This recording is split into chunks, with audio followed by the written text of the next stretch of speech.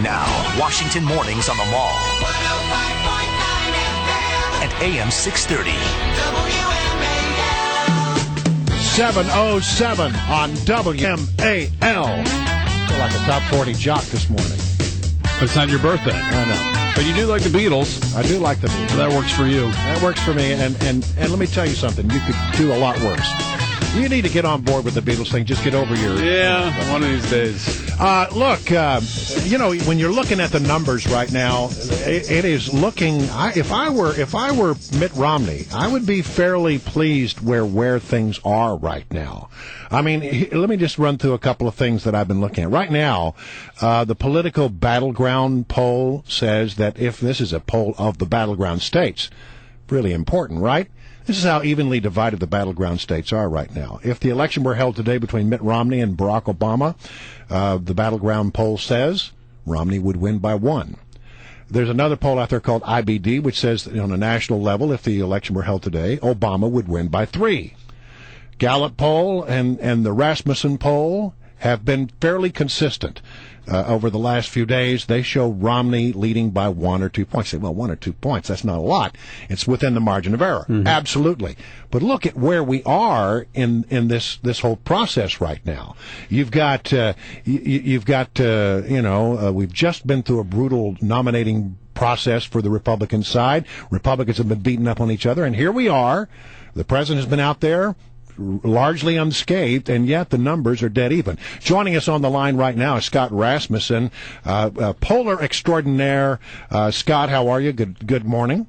I'm doing great. We're coming into the fun time of year in my business. Yeah, I bet you are. This is where the rubber meets the road for you guys. We were talking about your tracking poll right now. It shows Romney up by 2, and it's been sort of consistent 1 or 2 points every day. But when you look at where we are in the process, if I were Mitt Romney, I'd be pretty happy about that.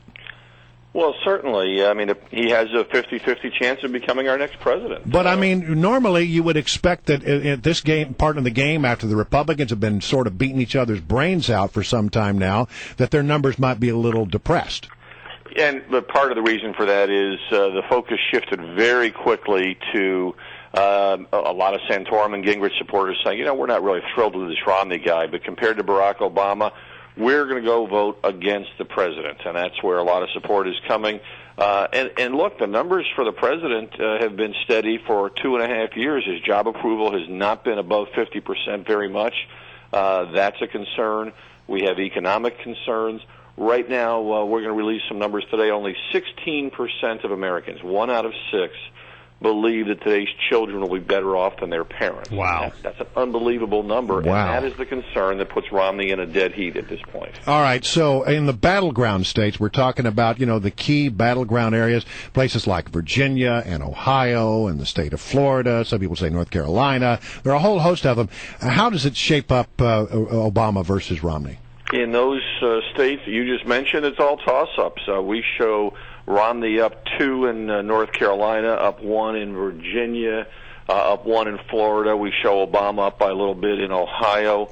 But these numbers will shift if the overall numbers shift. In other words, if Mitt Romney moves ahead by 3 or 4 points nationally, he will move ahead in these states as well. If he falls behind nationally, he will fall behind in these states. We had George Allen on the show tomorrow, who's obviously running for Senate in Virginia against Tim Kaine, and that should be a pretty close race. He suggested that Virginia may be winner take all, meaning if Romney can win Virginia, then obviously they'll win the presidency, but if he wins in Virginia as well, they'll control the Senate. Do you see that the right way, and is it possible to have a mixed bag there, meaning perhaps a Romney victory and a Kaine victory, or a Allen victory and an Obama victory? Well, if you're asking specifically about Virginia, anything is possible in any given state. George Allen learned that 6 years ago. You can make mistakes on the campaign trail and things will change. But overall, I agree with his point. If Mitt Romney wins the White House, he is very likely to lead to a Republican takeover of the Senate, and that's partly because of the Virginia race. There are several other close Senate races that would probably tip with the Electoral College votes in their state. All right. There is a vote today, a Tea Party vote that's going on right now, or a Tea Party takeover, and that is Senator Dick Lugar. He's been in the Senate for, 36 years in a tough race against a Tea Party activist, the state treasurer there, Richard Murdoch. What do you see in that, and what message does that mean overall? Is it an anti-incumbent message, or is this just specific to this particular race? I think it's part of the ongoing difficult relationship between conservatives and Republicans. And what we're seeing is conservatives are more likely to say that they want to have a greater voice in the Republican Party.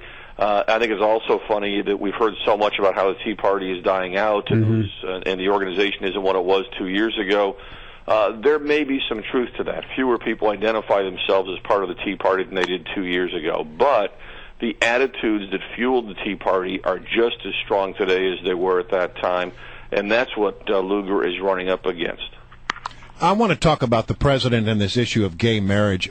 It's sort of been a topic of late because Joe Biden said some things about the gay lifestyle, that he had no issue with it, and they were sort of questioning Jay Carney at the White House about how does the president feel about gay marriage and why won't he go on the record about whether he's for it or against it.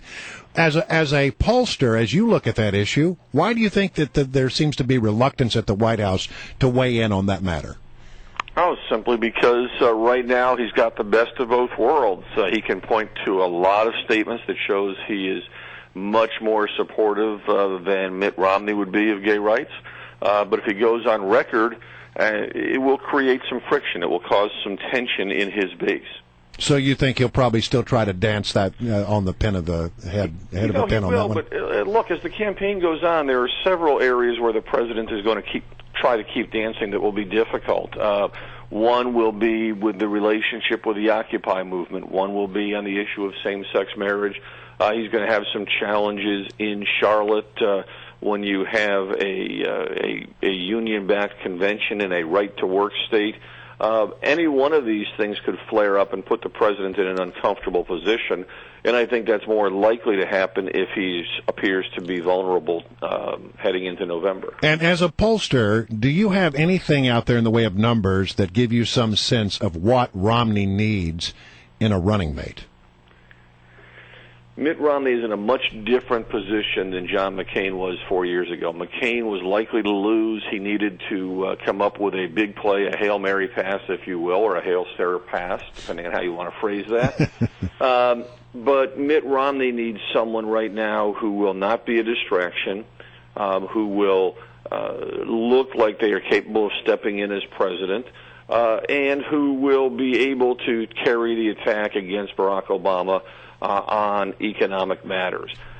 So, I think he's looking for someone who will be less dramatic a choice than 4 years ago. And all these discussions that we have about who are possible candidates, I think, overestimate the importance of it. Ultimately, this race is still about Barack Obama. If Mitt Romney is going to win, he's going to have to win states like Florida and Ohio, and he should be able to win them without relying upon a running mate. Well, Scott, it's good to have you, as always. Scott Rasmussen of Rasmussen Reports and author of The People's Money. Thank you for joining us here on WMAL.